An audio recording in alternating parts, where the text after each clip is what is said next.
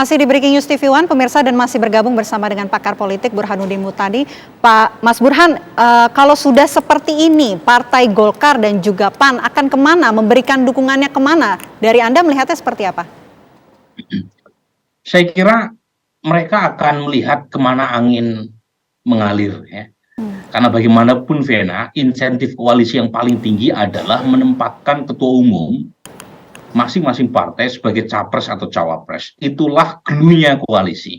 Jadi kalau ada politisi yang mengatakan koalisi sedang mempertimbangkan untuk mendiskusikan narasi atau framing atau platform, menurut saya itu terlalu indah, gitu ya, too good to be true. Yang sering terjadi adalah koalisi itu lebih membicarakan apakah capres-cawapres itu diperuntukkan buat partai mereka atau tidak. Nah, karena itulah glue-nya atau insentif koalisi yang paling tinggi. Karena ini berkaitan dengan kotel efek. Jadi kalau ada ketua umum atau elit partai mendapatkan posisi sebagai capres atau cawapres, maka mereka berharap ada efek ekor jas yang membuat partai yang mendapatkan posisi sebagai capres atau cawapres tadi menjadi pendulang suara buat pileg dan pilpres yang dilakukan secara serentak tahun depan. Nah, masalahnya kursi capres-cawapres itu terbatas. Sementara partai yang menginginkan kursi itu banyak sekali. Hampir semua partai menginginkan kadernya dipinang sebagai capres atau cawapres. Dalam konteks di mana koalisi itu minimal melibatkan beberapa partai, kecuali PD Perjuangan yang sudah memenuhi presidensial threshold. Nah, pada titik ini, kembali ke pertanyaan Vena, kemana dua partai lain yang menjadi bagian dari koalisi Indonesia Bersatu?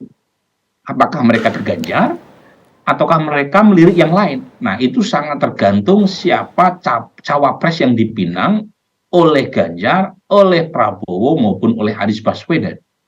Nah, tiga capres yang muncul ini kalau misalnya menawarkan cawapres kepada misalnya Erlangga Hartarto, mungkin saja Pak Erlangga akan ikut mendukung capres yang menawari posisinya sebagai cawapres. Atau misalnya Pak Zulkifli Hasan. Atau misalnya bahkan PKB. PKB ini kan sudah membentuk platform koalisi dengan Gerindra. Tapi kalau misalnya Gerindra melirik cawapres yang lain di luar dari Gus Muhaimin, ya bisa jadi platform koalisi yang sudah mereka tanda tangani akan mereka abaikan. Jadi lagi-lagi insentif koalisi ini yang akan menentukan ke arah mana partai-partai akan berkoalisi.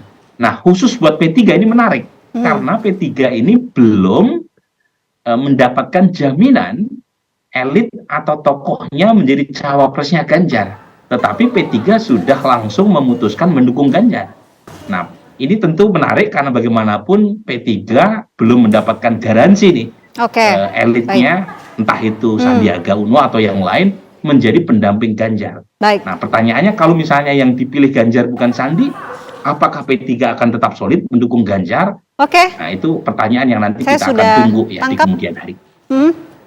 Baik, terima kasih Mas Burhan atas waktunya di Breaking News TV One hari ini. Terima kasih, semoga sehat selalu. Dan pemirsa, Breaking News TV One harus jeda terlebih dahulu, kami kembali sesaat lagi.